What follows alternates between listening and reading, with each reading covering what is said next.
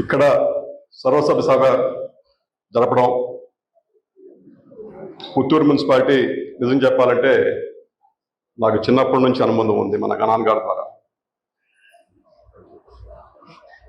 ఈ గత ఎలక్షన్ క్యాంపెయిన్లో కూడా వార్డు వీధి తిరిగి ఉన్నా. చాలా సమస్యలు నా దృష్టి తీసుకొచ్చారు. చాలా సమస్యలు ఖచ్చితంగా ఆ సమస్యలు ఉండబట్టే ఇవాళ పుత్తూరులో ఎప్పుడు లేని విధంగా తెలుగుదేశం పార్టీకి బ్రహ్మరథం పట్టారు. అంటే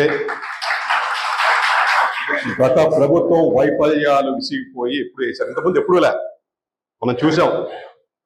నాకు చిన్నప్పటి నుంచి చూస్తున్నా ఇంత వన్ సైడ్గా ఒక వైపు వాలిపోయింది పుత్తూరు అని చెప్పింది ఇప్పుడు దాకా నేను చూడలే. అంటే నా మీద అంత పెద్ద రెస్పాన్సిబిలిటీ పెట్టారు ప్రజలు కూడా.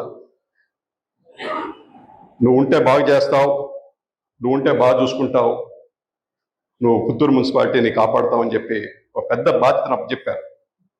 ఖచ్చితంగా నేను కూడా ప్రజలు పెట్టుకున్న నమ్మకాన్ని కానీ వాళ్ళ విశ్వాసాన్ని కానీ చాలా సీరియస్గా తీసుకొని వాళ్ళ అభ్యున్నతి కోసం కానీ, పుత్తూరు మున్సిపాలిటీ అభ్యున్నతి కోసం కానీ, దీని పురోగతి కోసం కానీ, వాళ్ళ సంక్షేమం కోసం కానీ, అలాగే గవర్నమెంట్ ప్రయారిటీస్ కోసం కానీ మేమంతా కూడా పాటుపడాల్సిన అవసరం ఉంది. గవర్నమెంట్ మారింది ఖచ్చితంగా, కానీ అలవాట్లు కూడా మారాలి. మనం చూస్తున్నాం పుత్తూరు అంటే ఒకప్పుడు ఒక నిశ్శబ్ద వాతావరణం ఉండేది, పీస్ఫుల్ ఎన్విరాన్మెంట్ ఉండేది. రాత్రి 12 గంటలకైనా 1 గంటకైనా బస్సు దిగి ఇంటికి పోయే వాతావరణం ఉండేది. అలాంటి వాతావరణం మళ్ళా ఖచ్చితంగా రావాలి. అలాంటి వాతావరణం మనం కల్పించాలి.